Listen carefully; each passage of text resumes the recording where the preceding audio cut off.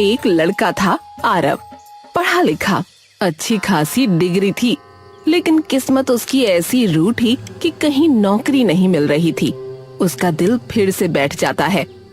लगता है ये डिग्री मैंने बस समोसा रखकर इस पे खाने के लिए ली है, क्योंकि इसका कोई फायदा तो है नहीं। अरे ऐसा मत बोल बेटा, मिल जाएगी नौकरी। उसकी माँ उसे समझाने की कोशिश करती कि वक्त खराब है पर बीत जाएगा, मगर उसके भीतर की बात कोई नहीं समझ पाता था। वो अंदर से हर दिन थोड़ा और टूट रहा था। बेटा हार मत मान, एक दिन सब बदलेगा। माँ वो दिन आता क्यों नहीं है? मेरे मरने के बाद आएगा क्या? तुम कब तक लोगों के घरों में काम करके घर चलाओगी माँ? कोई नहीं बेटा, तू बस नौकरी ढूंढ, बाकी मैं हूं ना। हाँ, मेरी जिंदगी में दो ही तो लोग हैं माँ, एक आप और एक वो है। उसके अंधेरे भरे जीवन में उसकी माँ के अलावा एक ही रोशनी थी, सिया। उसकी एक मुस्कान से आरव को ऐसा लगता कि दुनिया अभी पूरी तरह बर्बाद नहीं हुई। वो महीनों से मन में एक सपना पकड़े बैठा था, नौकरी मिलते ही अपने रिश्ते की बात करेगा। यार बस एक नौकरी मिल जाए, फिर मैं उसके घर जाऊंगा यार सीधा। अरे नौकरी आ जाएगी यार, लड़की तुझे चाहती है, बस उसके बाप को साबित कर दे कि तू जम चुका है और क्या। लेकिन लड़की के पिता का फैसला पत्थर की तरह अडिग था। पहले जम जाओ फिर बात होगी। उधर घर की हालत बदतर होती जा रही थी। कर्ज ऐसे बढ़ रहा था जैसे कोई अदृश्य बेल उसके गले में लिपट रही हो। शायद भगवान अच्छी किस्मत में मेरा नाम लिखना ही भूल गए हैं। क्या करूं, कुछ समझ में नहीं आता है। कब तक ऐसे बैठा रहूंगा मैं? कुछ तो करना ही होगा, कुछ बड़ा। हालात खुद से नहीं बदलते। अगर मैंने कोई रास्ता नहीं खोजा तो सब कुछ फिसल कर खत्म हो जाएगा। घर की हालत दिन पर दिन ऐसे गिर रही थी जैसे कोई पुराना मकान बारिश में गल रहा हो। शांति जब घर के खर्चे का हिसाब किताब करने बैठी तो उसके हाथ कांपने लगे। अरे बेटा ये देख, इतने पैसे, हम कब तक ऐसे चलेंगे? कब तक उधार, कब तक इंतजार? माँ मैं कोशिश कर रहा हूँ माँ, मैं रोज 50 जगह जाता हूँ, पर क्या बेटा, पेट तो इंतजार नहीं करता। शांति रो पड़ी। आरव बस सर झुकाकर बैठा रहा। उसे लगा जैसे दुनिया उसके कंधों पर रखी है और पैर मिट्टी में धंसते जा रहे हैं। अगर मेरी डिग्रियां रोटी बन जाती ना माँ, तो हम भूखे नहीं रहते माँ।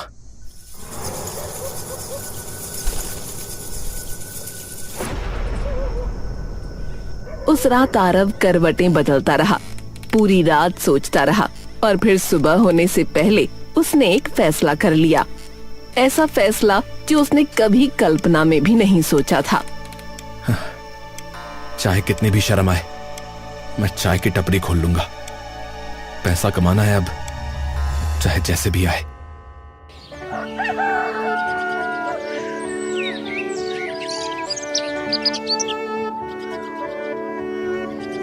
पहले दिन आरव चाय बनाते हुए घबरा रहा था। उसे लग रहा था जैसे कोई उसे पीछे से देख रहा है, उसका मजाक उड़ा रहा है। पर धीरे धीरे कुछ ग्राहक आने लगे। चाय की महक गली में फैलने लगी। ओहो, ये चाय तो लाजवाब है भाई, बढ़िया बनाई है। सच में? हाँ भाई बिल्कुल, ऐसी बनाते रहो तो टपरी चल पड़ेगी। यहाँ कितने हो गए? शाम ढल रही थी और उसी शाम उसकी जिंदगी की सबसे प्यारी आवाज उसके पास आई। सिया, तुमने हिम्मत दिखाई आरव, सब नहीं कर पाती ये। सिया, काश मैं जल्दी कुछ बन पाता ताकि तुम्हें अपनी जिंदगी में ला पाता। ये भी होगा, बस तुम ईमानदार रहना। सिया चली गई और आरव ग्राहकों का इंतजार करने लगा। तभी उसने देखा कि एक कबूतर बुरी तरह जमीन पर गिरा और फड़फड़ा रहा था। अरे इससे क्या हुआ? ओहो, अरे इसके पैरों में तो मांझा उलझ गया है।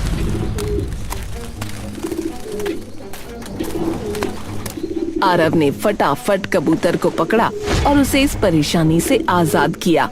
कबूतर पंख फड़फड़ाता हुआ उड़ गया। अरे आसमान में क्या देख रहे हो भैया?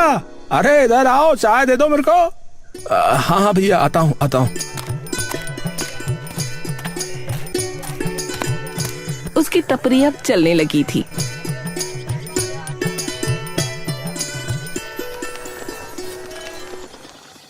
एक दिन उसने ठान लिया कि वो अब सिया का हाथ मांगने जाएगा।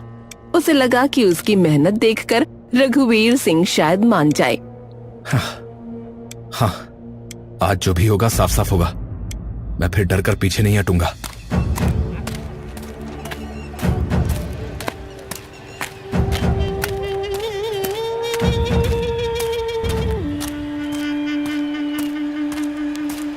वो सिया के घर पहुंचा।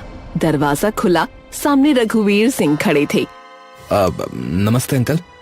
मैं वो आपसे हमें पता है तुम किस लिए आए हो। अंकल मैं मेहनत करके चाय बेचते हो? क्या मेरी बेटी को टपरी पर बैठा कर रखोगे? दुनिया में 1000 लड़के हैं नौकरी वाले, कमाने वाले, और तुम चाय बेचने वाला बनकर रिश्ता मांगने आए हो। निकल जाओ यहां से सीधे। आरव ने कोई जवाब नहीं दिया और सर झुकाकर वापस चल पड़ा।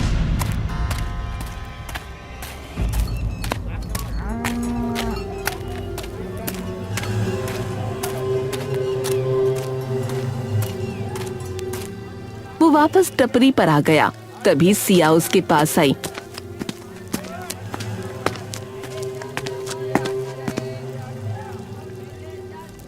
आरव, ये लो, इस पाउडर को चाय में डालना, इससे चमत्कार होगा, लेकिन किसी को बताना मत। लेकिन ये है क्या और क्यों? बाद में मिलती हूँ, बाय। वो कुछ बोल पाता इससे पहले ही सिया मुड़कर चली गई। उसे बड़ा अजीब लगा। क्या है ये? खैर जो भी है, अगर सिया ने दिया है तो इस्तेमाल तो करना ही है। उसने चाय में पाउडर की एक चुटकी डाली। खुशबू में कोई बड़ा फर्क नहीं था, पर कुछ तो हुआ था। पहला ग्राहक आया, रिक्शा चालक, जो अक्सर उधार चाय पीकर चला जाता था। अरे भैया आरव, अरे एक कड़क चाय दे दो भैया। हाँ हाँ, अभी बनाता हूँ। उसने कप बढ़ाया। ग्राहक ने पहला घूंट भरा और बोला, अरे ये चाय, अरे ये तो जन्नत है भैया। अरे आज तो दिल जीत लिया तुमने भाई। हैं? और हाँ सुनो, ऐसा है पैसे कल दूंगा। है? अरे ये ना करो, अभी दे दो। तुम वैसे भी बहुत उधार करते हो भाई। अच्छा चलो ले लो भैया, ले लो। तुम भी क्या याद रखोगे हाँ कि किस रिक्शे वाले से पाला पड़ा था।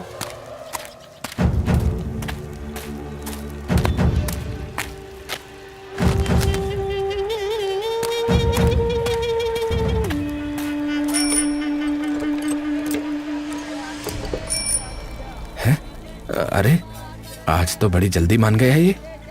आरव हैरान था, लेकिन उसने इतना ध्यान नहीं दिया। फिर एक ग्राहक आया, फिर दूसरा, फिर तीसरा। हर कोई चाय पीकर जैसे उसके वश में आ जाता। सब उसकी हर बात मान रहे थे। दिन चढ़ते चढ़ते भीड़ इतनी बढ़ गई कि टपरी पर खड़े होने की जगह नहीं बची। भाई क्या नुस्खा है तुम्हारे पास इतनी बढ़िया चाय बनाने का? है क्या सच में ये जादू है? आजमा कर देखता हूँ। दोपहर में वो अपनी माँ के गिरवी रखे हुए कंगन छुड़वाने दुकानदार के पास पहुंचा। उसने चाय का कप सामने रखा। आदमी ने घूंट लिया और आरव बोला, देखो ऐसा मेरी माँ के कंगन दे दो, बिना कुछ बोले। हाँ। दुकानदार ने बिना कुछ कहे कंगन दे दिए। धन्यवाद। आरव के भीतर हलचल थी, खुशी भी, डर भी। आखिर ये पाउडर किस हद तक वो लोगों को बदल सकता है? अब टपरी पर रोज भीड़ उमड़ती। इसी भीड़ में एक बूढ़ा रोज आता था। वो चाय नहीं पीता, बस दूर खड़ा होकर घूरता रहता था।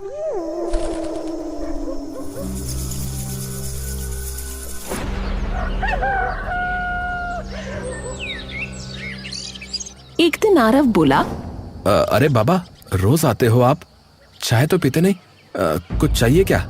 अरे बेटा, जादू कभी मुफ्त नहीं आता, इसकी कीमत होती है, समझे? क्या मतलब?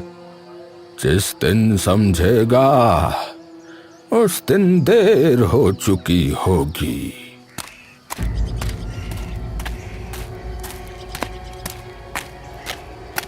आरव का दिल एक पल को भारी पड़ गया, लेकिन उसने खुद को समझाया कि बूढ़ा शायद पागल है। अचानक उसे सिया की याद आई, क्योंकि तब से उससे कोई कांटेक्ट नहीं हुआ था। मुझे लगता है कि मुझे सिया के घर जाना चाहिए।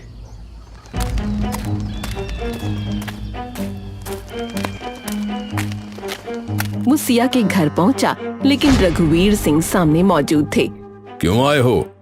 चाचा जी, मैं बस सिया से उसकी शादी तय हो गई है और आगे से यहाँ कदम मत रखना, समझ में आया? ये शब्द किसी हथौड़े की तरह उसके सीने पर पड़े। उसका दिल टूट गया। वो कुछ बोल ही नहीं पाया, सिर्फ सर झुकाए मुड़ गया। सब मिल रहा है, बस वो नहीं। पर क्यों? क्यों? अचानक उसके मन में एक विचार चमका। हाँ, अगर ये पाउडर किसी का नजरिया बदल सकता है तो रघुवीर सिंह का क्यों नहीं? मुझे बस मौका चाहिए, एक कप चाय, और मेरी दुनिया बदल सकती है। कई दिन आरव मौका ढूंढता रहा। एक दिन शाम को आखिर किस्मत ने उसकी तरफ झुकना शुरू कर दिया। चौपाल पर रघुवीर बैठे थे। आसपास 2-3 किसान बातें कर रहे थे। आरव धीरे से उनके पास गया। अंकल, मेरे हाथ की चाय पीजिए एक बार। अरे मैंने मना किया था ना। अरे पीकर तो देखिए ना, पी के तो देखिए। अरे चल हट। अरे ले लो रघुवीर, लड़का इतना कह रहा है तो ले लो एक बार, मन रख लो उसका भी। ठीक है ठीक है, दे इधर। रघुवीर ने कप उठाया। आरव का दिल मानो उसकी पसलियों से बाहर निकलने को था। कैसी है अंकल? अजीब है पर अच्छी है। अच्छा, तो इसी बात पर क्या मैं आपकी बेटी से शादी कर सकता हूँ? हाँ हाँ, क्यों नहीं। वो भी तुमसे प्यार करती है और तुम मुझसे, तो मुझे क्या दिक्कत होगी भाई। आरव के कानों को जैसे यकीन ही नहीं हुआ। वो पलकें झपकाता रहा। रघुवीर की आवाज कानों में किसी सपने की तरह गूंजती रही। क्या इतना आसान था? क्या जादू सच में इतना बड़ा है?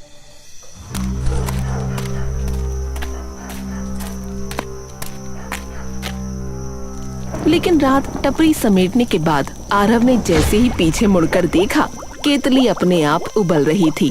चूल्हा बुझा पड़ा था, फिर भी केतली में पानी कड़कड़ा कर उबल रहा था। ये कैसे? वो आगे बढ़ा ही था कि जमीन पर लाल चमक फैलने लगी। चिंगारियों जैसी नहीं, किसी अजीब अलौकिक चीज की तरह। आरव का गला सूखने लगा।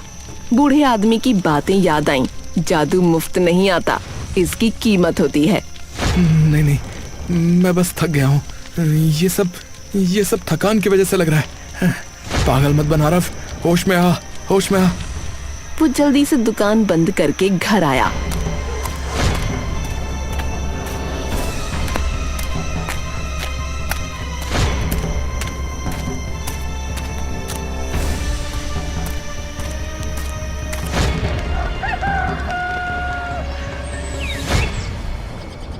अगली सुबह वो पूरे उत्साह में सिया के घर गया। उसे लगा था कि आज वो पहले की तरह खुलकर उससे बात कर पाएगा। उसे सिया से पाउडर का छोटा रहस्य भी पूछना था। सिया, तुम्हारे पापा फाइनली हमारी शादी के लिए मान गए। देखो ना, मैं तो बहुत ही खुश हूँ। पर वो पाउडर जो तुमने दिया था, आखिर वो था क्या सिया? कौन सा पाउडर?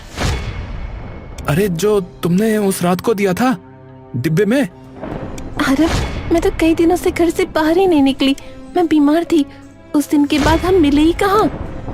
आरव का दिल एक पल को जैसे थम सा गया। उसे लगा सिया झूठ बोल रही है, लेकिन उसकी आंखों में जो घबराहट थी वो झूठों की नहीं होती।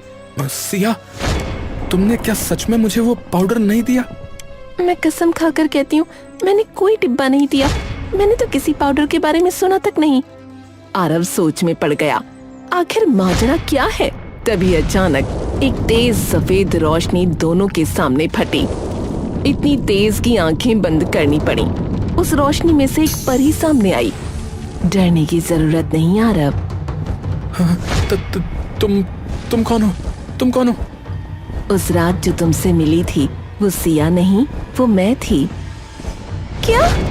तुम्हारी प्रेम कहानी देखकर दुख हुआ था, इसलिए मैंने तुम्हें जादुई पाउडर दिया। पर क्यों? ऐसी परेशानियां तो लाखों लोगों के साथ होती हैं। क्योंकि तुमने मेरी मदद की थी। मैंने मदद की? मैंने कब मदद की भाई? कुछ दिन पहले तुमने एक कबूतर को बचाया था, वो मैं ही थी। है? क्या? हाँ, और इसीलिए मैंने तुम्हें ये जादू दिया। लेकिन याद रखना, जादू का इस्तेमाल कभी लालच के लिए मत करना। नहीं, मैं ऐसा कभी नहीं करूंगा। और आपका बहुत बहुत धन्यवाद। पर मुझे लाल चमक नजर आई थी कल, वो क्या है? हर बार जब तुम किसी को ये चाय पिलाकर उसकी मर्जी बदलते हो, तब तुम्हारी अपनी किस्मत का एक टुकड़ा कम हो जाता है। किस्मत का टुकड़ा? हाँ, इसी वजह से लाल चमक दिखाई देने लगी। केतली खुद उबलने लगी, साए दिखने लगे। जादू कहीं से नहीं आता आरव। इसकी कीमत हमेशा किसी की किस्मत से चुकाई जाती है। वो कहावत सुनी है ना तुमने कि इस दुनिया में कुछ भी मुफ्त नहीं है। आरव सब समझ गया था, लेकिन अब लालच अपनी जड़ें उसके दिल में जमा चुका था। उसके भीतर एक अजीब सा नशा पल रहा था, सब कुछ पा लेने का नशा। हाँ, अच्छा हुआ आपने मुझे ये सब बता दिया। मैं आपका बहुत आभारी हूँ। मैं भी, क्योंकि आपने हमें मिला दिया। चलिए इसी बात पर चाय हो जाए।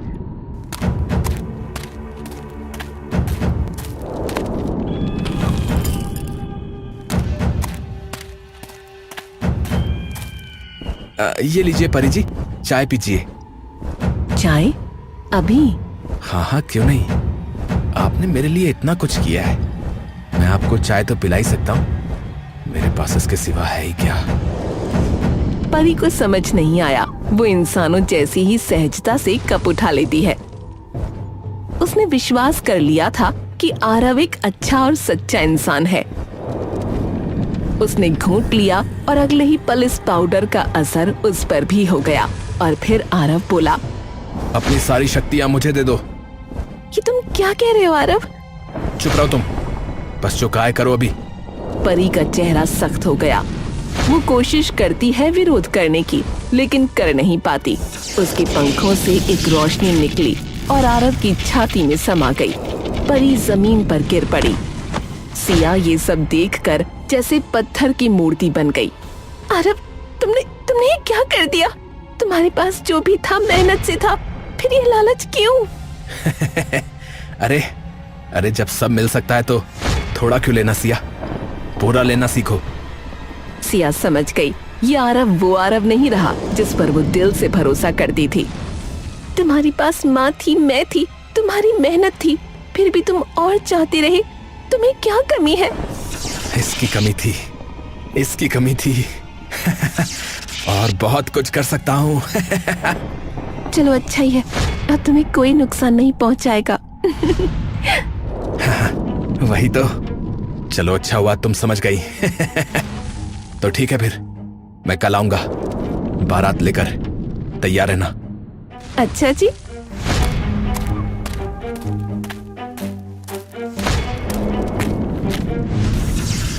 परी के जादू से अपने घर की जगह सचमुच का महल खड़ा कर लिया। वो अमीर हो गया, माँ को भी तंदुरुस्त बना दिया और अगले ही दिन बारात लेकर सिया के घर जा पहुंचा।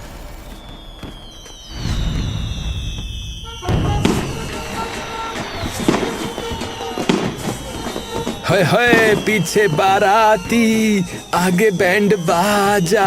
हाय हाय आए दुल्हे राजा, गोरी खोल दरवाजा। हाय हाय। तुम आ गए, आखिर ये दिन आ ही गया। हमारे यहाँ की रस्म है, हम दूल्हे को दहलीज पर हल्दी वाला दूध पिलाते हैं। ये लो आरव। हाँ हाँ, लाओ लाओ। अरे अरे, ये तो चाय है। सिया का चेहरा एकदम बदल गया और वो बोली, मैं कल तुम्हारी टपरी पर गई थी और वहाँ से वो पाउडर ले आई। पाउडर ले आई? पर क्यों? ताकि तुम्हें सबक सिखा सकूं। अब परी की सारी शक्ति वापस कर दो आरव। हाँ, मैं वापस कर दूंगा।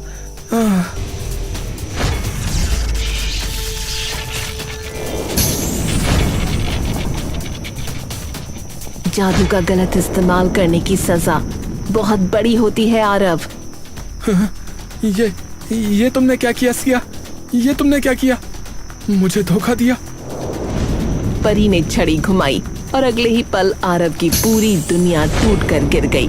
महल गायब हो गया, अमीरी छिन गई, टपरी सूनी हो गई और दुकानदार कंगन लेने आ पहुंचा। अरे बिना पैसे के कंगन कैसे ले गया तू? वापस कर। वो घर पर है। घर चले जाओ। मुझे माफ कर दो। हाँ हाँ, जरूर जाऊंगा, और अगर नहीं मिले तो जेल कराऊंगा तुझे, समझ लेना। मुझे लगने लगा था कि मेरे पापा गलत है, पर शायद वो सही थे। तुम लायक नहीं थे आरव, ना मेरे ना खुद के। अरे मुझे माफ कर दो सिया, मुझे माफ कर दो। मैंने बहुत बड़ी गलती कर दी, सच में। अरे तू यहाँ क्या कर रहा है बे? निकल यहाँ से। जाने क्या नशा दिया था तूने मुझे, हैं? जो मैंने हाँ कर दी तुझ जैसे भिखारी को। अरे मेरी बात तो सुनिए। अरे अपनी ये बारात लेकर चला जा यहाँ से, वरना पुलिस बुलाऊंगा, समझ गया? चले जाओ आरव। आरव की माँ कुछ न बोल सकी और खड़ी तमाशा देखती रही। अचानक वो छाती पकड़कर गिर पड़ी। माँ। गरीबी में जीना मुश्किल है, लेकिन ऐसी बेइज्जती और बदनामी के बाद नामुमकिन। तूने बहुत गलत किया बेटा। माँ नहीं माँ, नहीं, मेरी बात सुनो माँ। शांति के प्राण पखेरु उड़ चुके थे और आरव पूरी तरह टूट चुका था। माँ। हे भगवान, मैंने लालच क्यों किया? मैंने लालच क्यों किया? सवाल हवा में तैरता रहा, लेकिन उसका जवाब अब किसी के पास नहीं था। जादू ने उसे सब दिया और उसी जादू ने सब छीन लिया, लेकिन अब उसके पास पछताने के सिवा और कुछ नहीं था।